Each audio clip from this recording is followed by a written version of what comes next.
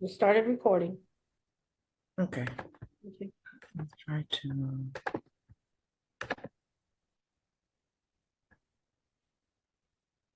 Okay.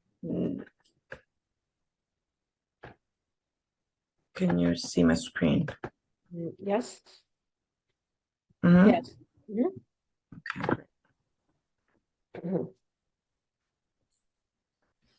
So, good morning, everyone, again.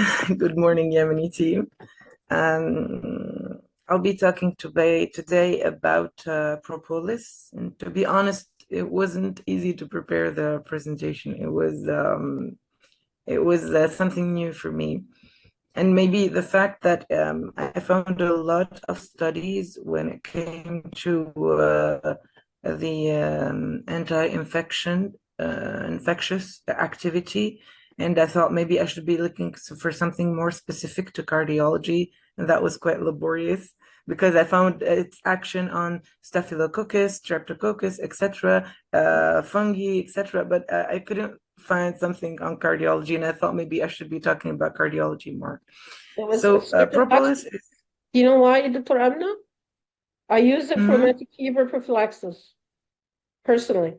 really, hmm really hmm I've had a for case for its study. and I had a case study using only propolis, and the it actually regressed.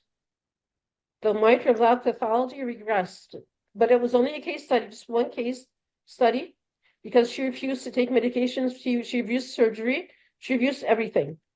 So it was okay to start using propolis for her. Okay, I followed her for like 3 years. What's The the name in valvular, Arabic, Dr. Mona? it regressed. The valvular the, pathology the regressed. thickening regressed as well. The regurgitation regressed, the stenosis regressed, and the pathology That's regressed great. because she should have been up for surgery at the time up for my first seeing her. 3 years later, it was just a mild regurgitation. So This that is and it was just one case extraordinary. study. It's not anywhere else except for my trial.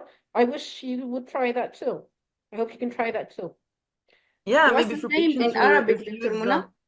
Now, دكتور الصمغ متاع النحل propolis, I think it's a little more wax. than صمغ نحل.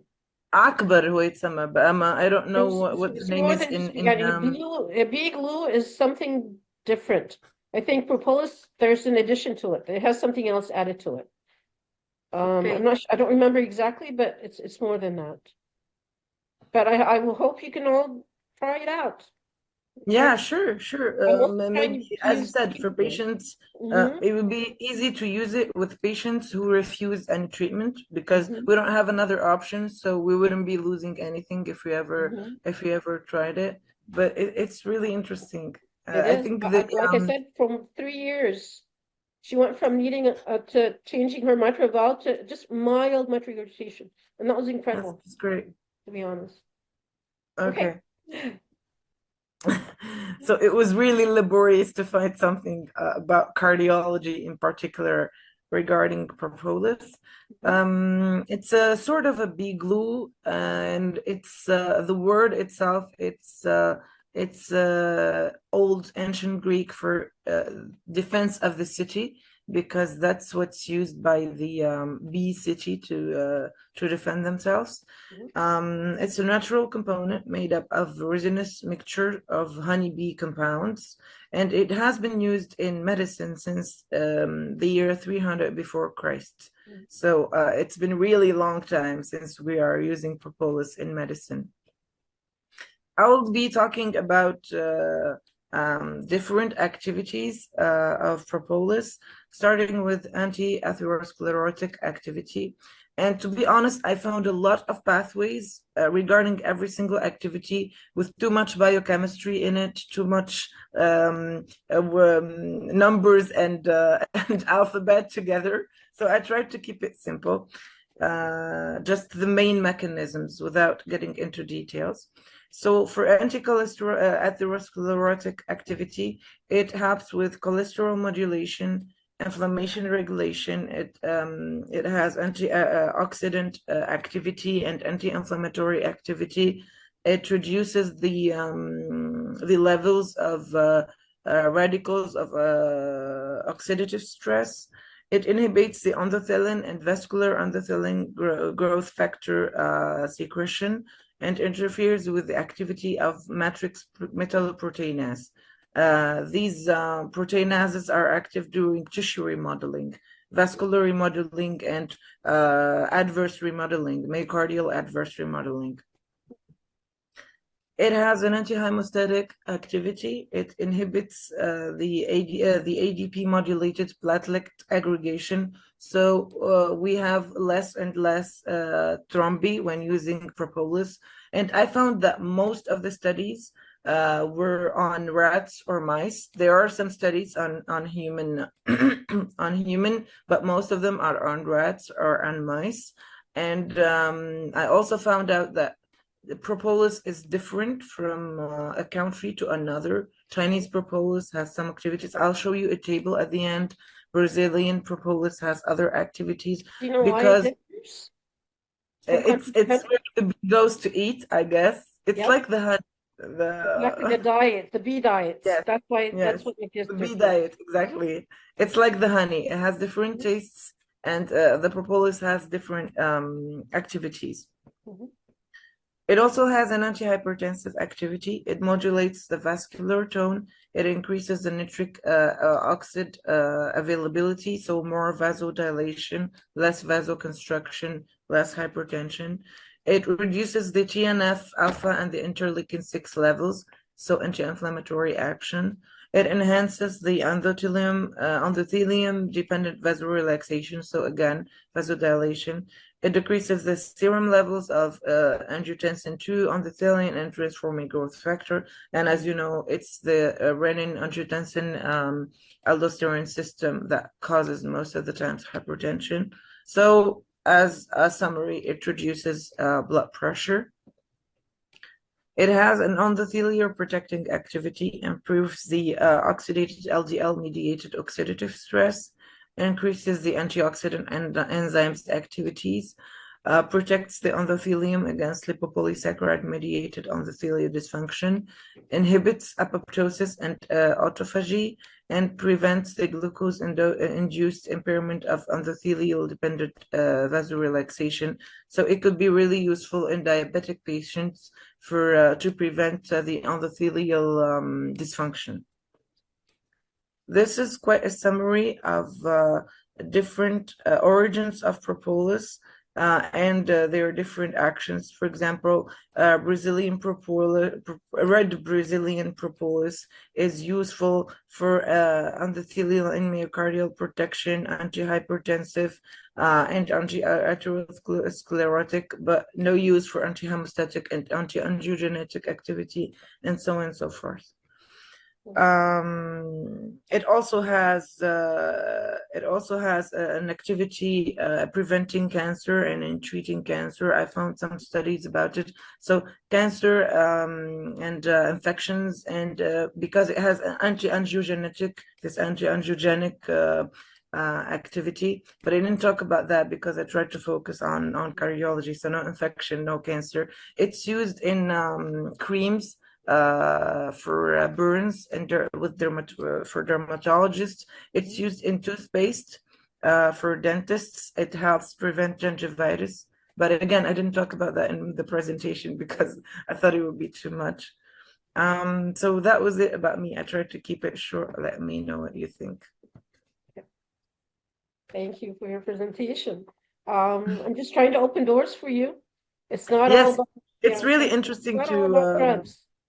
to discover these kind of things because Dr. I Mona, would have never sorry. thought of propolis in particular. I would have never thought of it, but it's Yes. interesting to read about it. Like last time when we talked about effects of cat on cardiovascular activity, etc. I guess that's the point, to open doors and explore new things. Mhm. That was the purpose of these solo presentations, because it's not all about drugs with their side effects and all of that stuff. Yes, yes.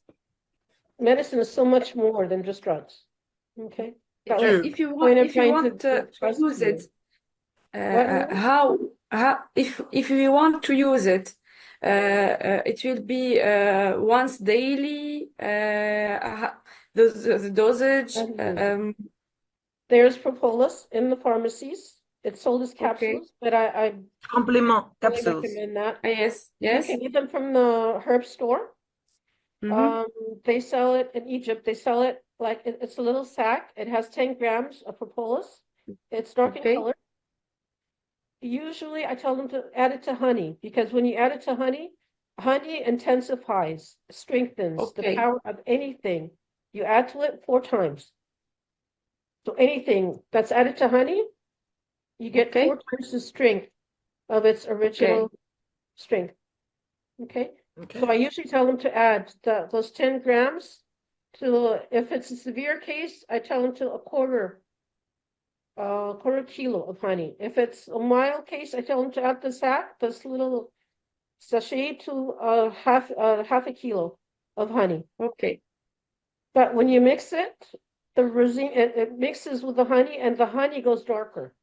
So you have to tell them that what they're expecting, that It's their honey's going to normal. go darker, so not to throw it away, because some Mhm. people they think my honey's gone black, so they throw it away.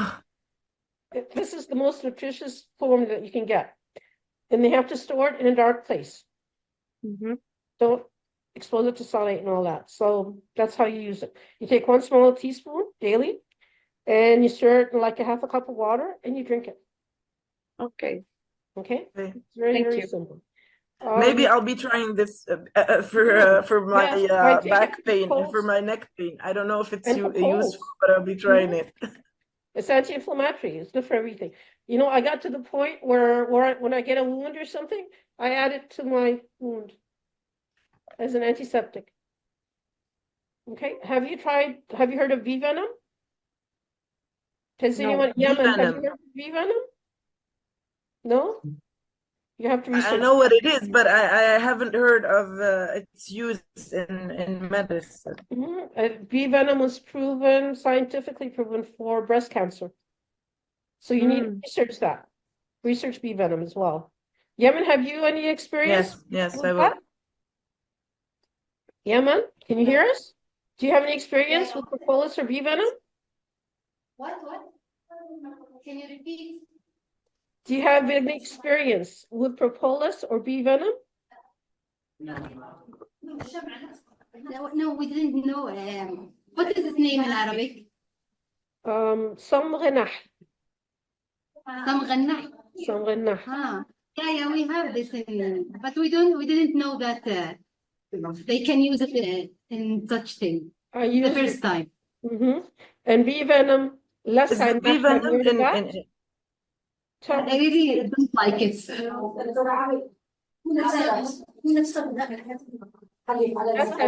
Have you heard of that? Less bee venom. Yes, no. Yes. What? Yes, we use it. But how is it used? How is it used? they are eating they are eating like that, but I don't think they know what's the benefit from it. Okay.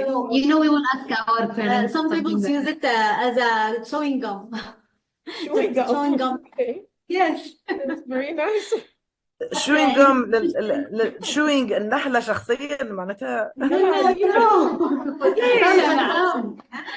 النحلة يا اي الشمع النحل في تونس نسميوها I thought they were talking about the venom.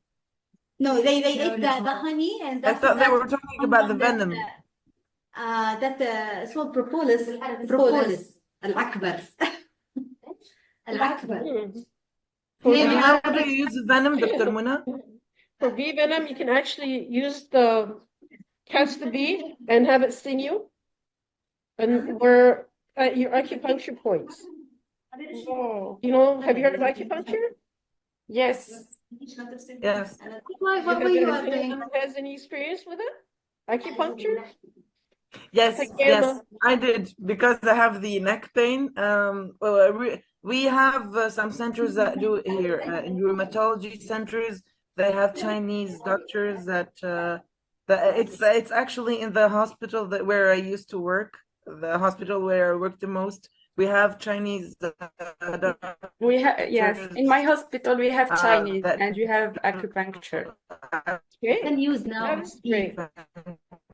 That is great news. So you use your acupuncture points for the heart, and that's where you have the bee sting you at the acupuncture points for the heart, for tachycardia, for Okay. anything you need, for infection. Follow the acupuncture points and have the bee sting you there. I Or should check if there are centers that do this in Tunisia, like in a medical sterile way, because it's not easy for me to just put a bee in. you get used to it. You have to practice. I used to have a beehive, but then when we moved, I used to use the bees, but then when we moved, I went back to the beehive and there weren't any bees in the hive. I don't know why. I don't know where they went. It's just totally empty. But you get used to it.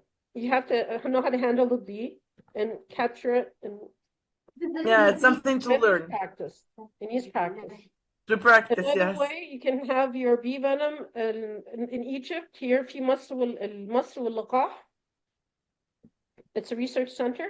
You can buy the bee venom in a little bottle, but you have to dilute it in a certain way, depending on the concentration. Okay, So okay. you can have the people there tell you. And then do you drink it or do you inject it? No, inject it subcutaneously. You know, like the measles vaccine.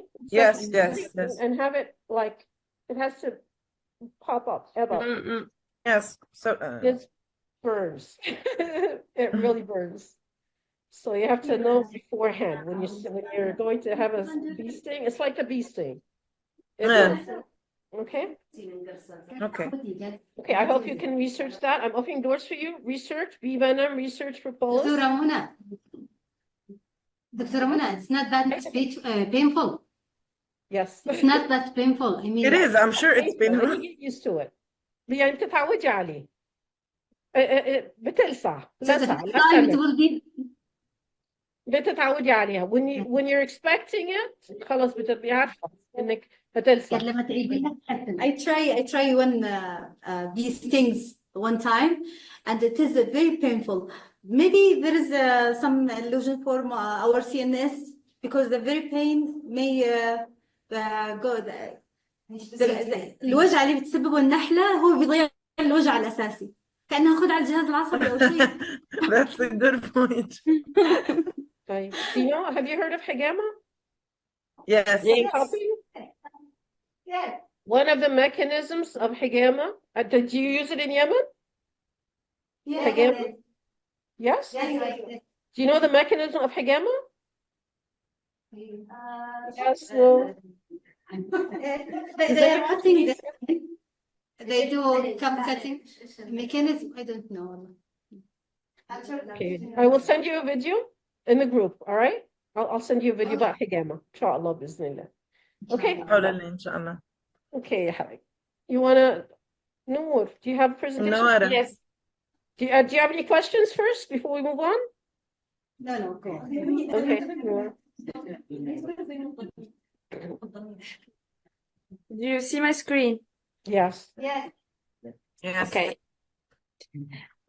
So good morning again. My solo presentation will be about blood microbiome. There are a lot of researchers and paper about the blood microbiome, and it's rising from year to year. Traditionally, blood was considered microbiologically sterile in healthy conditions. However, several works pointed to how it cannot be longer considered germ-free in healthy conditions due to the presence of commensal or native microbial flora, collectively named the microbiome. The existence of metabolically active bacteria in the blood was hypothesized for the first time 50 years ago, following the detection of increasing absorption of amino acids and nucleoacids in the erythrocyte suspicions of healthy individuals. The presence of fungi in the blood microbiome, often referred to as the microbiome, is an area of growing interest in microbiome researchers.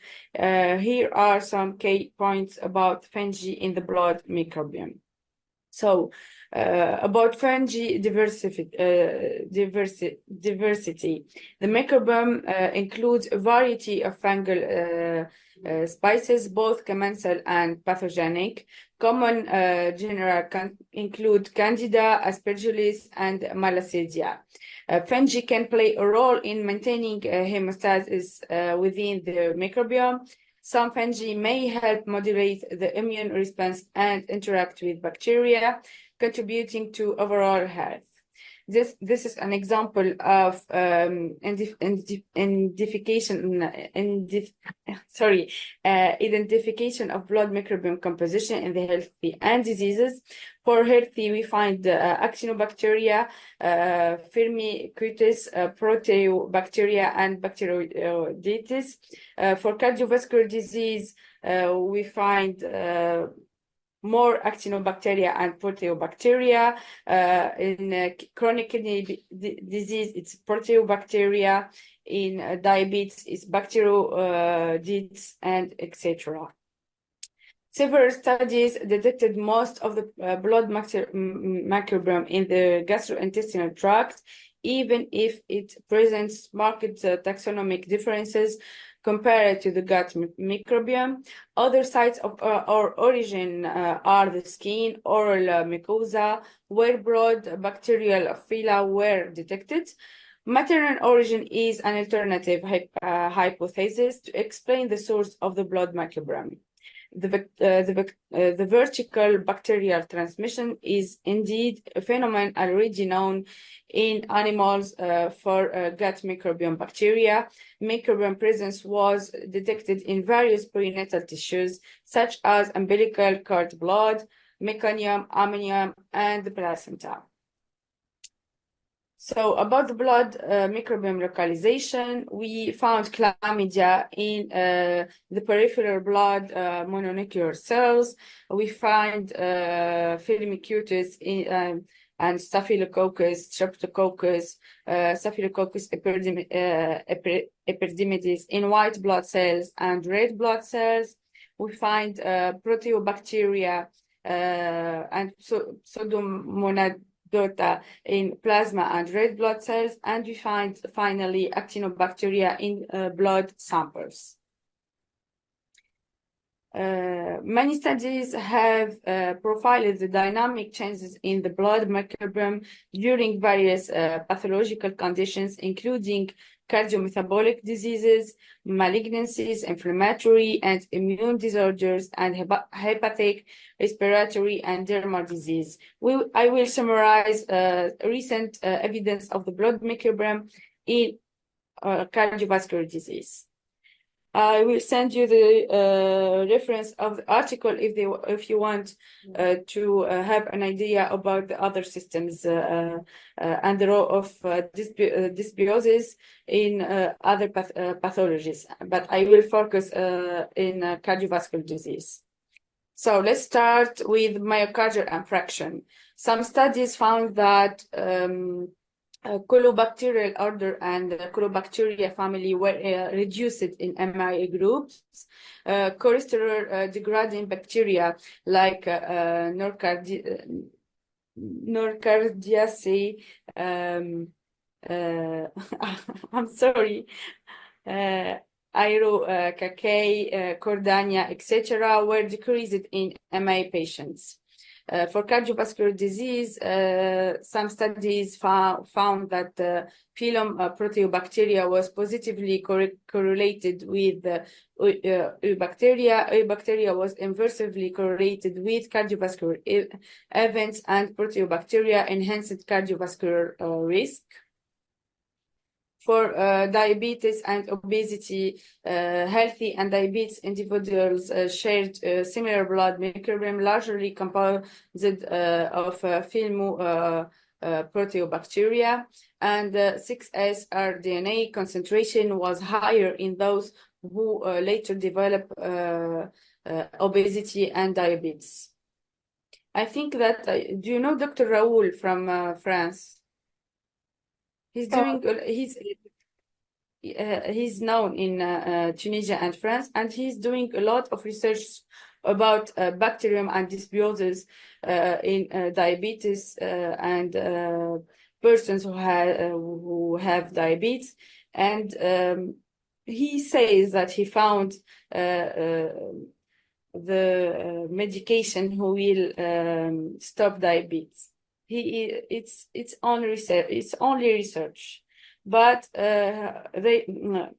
his group they are focusing about dysbiosis and blood microbiome to treat diabetes. For hypertension, at phylum level, Proteobacteria was increased, and phyla, Firmicutes, and Bacteroidetes were reduced in hypertensive individuals. At genus level, genera Acinetobacteria and Sphingomonas predicted higher risk of hypertension, and Staphylococcus was associated with reduced risk of hypertension and is abundance positively correlated with HDL cholesterol.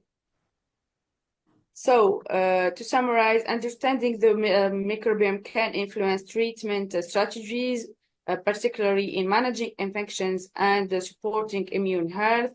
The blood microbiome's fungal component is a complex and essential part of overall health. Ongoing research aims to clarify its role, interaction with other microbiomes, and implications for disease and treatment. Thank you. Thank you, Dr. Noor. Okay. I hope it was clear. And Well, beneficial. and I'm surprised about Dr. Raoul that he's recognized for his work. That's great. I think that's great because it's starting to recognize alternative treatments. Yes. Okay, so my point was from this presentation is that opening doors again to know that every antibiotic that you give to your patients, you're affecting the microbiome. You're altering the healthy blood stages that they're in, the states of their blood microbiome. You know, when people die, when people, anything organic, any living organism, when they die, you always find worms in their decomposing bodies, right? You find worms when their bodies are decomposing. You see worms come into the decomposing organic organism. Where do they come from? They're innate in our body. They're all there was all the time. They just when there's a disturbance occurs, they start showing up. Same thing, when you give antibiotics, you're giving the fungi in the bloodstream the chance to boom. Do you understand what I'm saying? So you're not really helping your patients by giving them antibiotics. You're actually destroying the natural defense mechanism of the body because you're destroying the healthy microbiome that they have. Yemen, I can't see you. Do you understand what I'm saying? I can see I'm the Yemen. I'm like getting feedback from yes, I like to see your faces. Do you understand what I'm saying? Every time you give an antibiotic, you're disturbing بنغير البيئة بتاعت الجسم كلها. We're running out of time. We have like 10 minutes. Okay. Be very careful with your antibiotic. I want you to, if you can do a study on propolis with your patients for infections. That would be great. If we can do it Yes. together, if you like. Yes. Do you want to do something like that? Go on a project together and Yes. try out propolis instead of Yes, it antibiotics? would be interesting. Because propolis doesn't have the effect like it doesn't have the side effects as antibiotics. So you can And have for it, diabetic patients, Dr. Muna, tell me again, for diabetic patients, for diabetic patients, we can would you prescribe like it. we can draw up something like that and have research, do research together? Would Yes, you like something like that? it will be interesting, I guess. I think so. I think we can have like Dr. Raoul. Do We can have like, yes. Yes, Do you because know him, Dr. Amuna? in what? Do you know you know him? him? No, I haven't heard of him, but that's very He interesting. he was had- well known in Corona. The COVID-19. Yes. He's done, I was again, I'm not going to say this online. Okay. When we stop recording. Okay.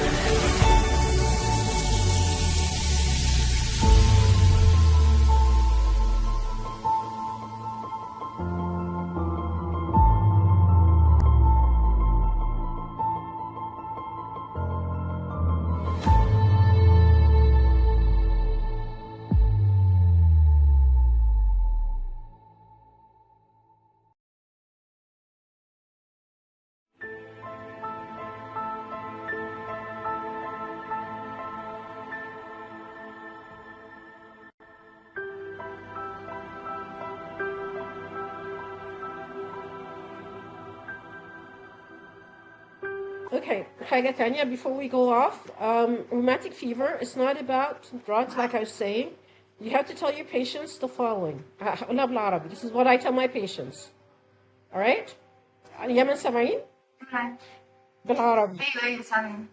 بالعربي يا جماعة rheumatic fever ده infection. Infection بالعربي. الروماتيك فيفر ده ميكروب.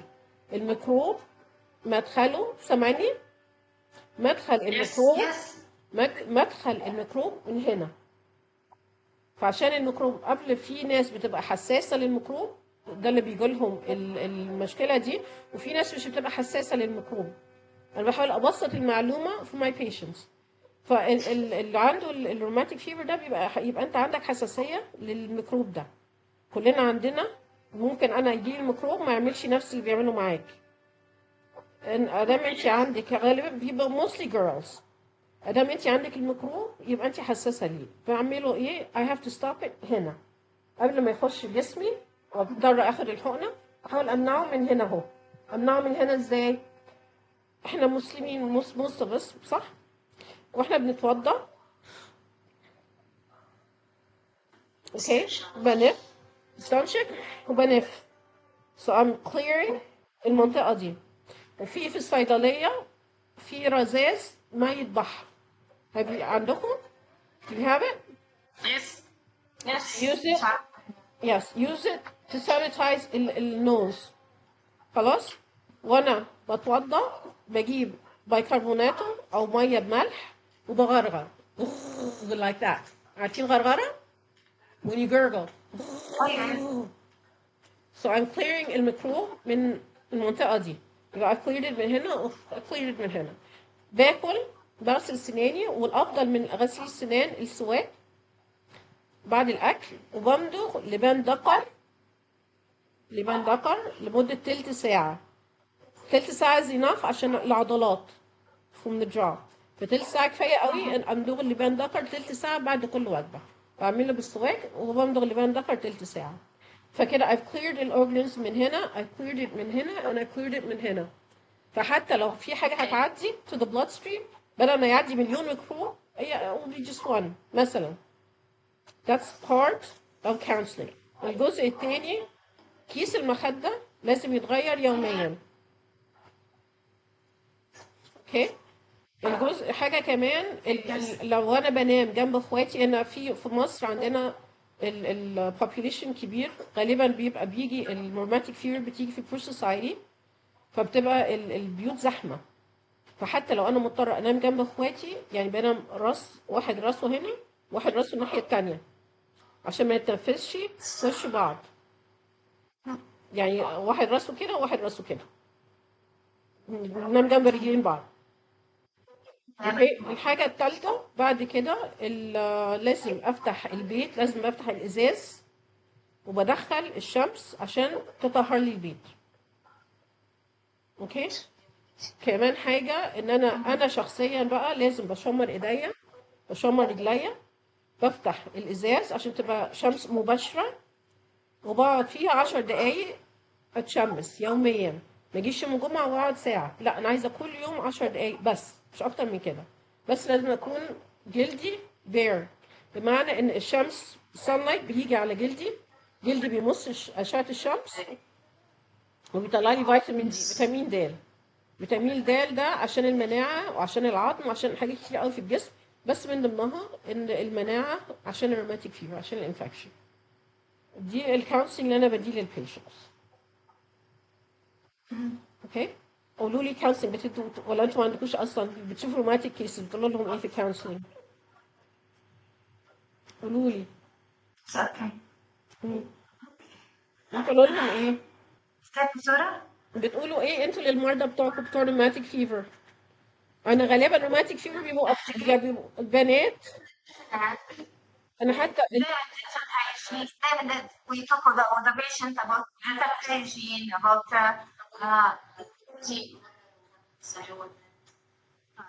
protect themselves from the humidity and cold weather, sun exposure. There's the same thing we talk about with the menstruation. at Mount Hospital.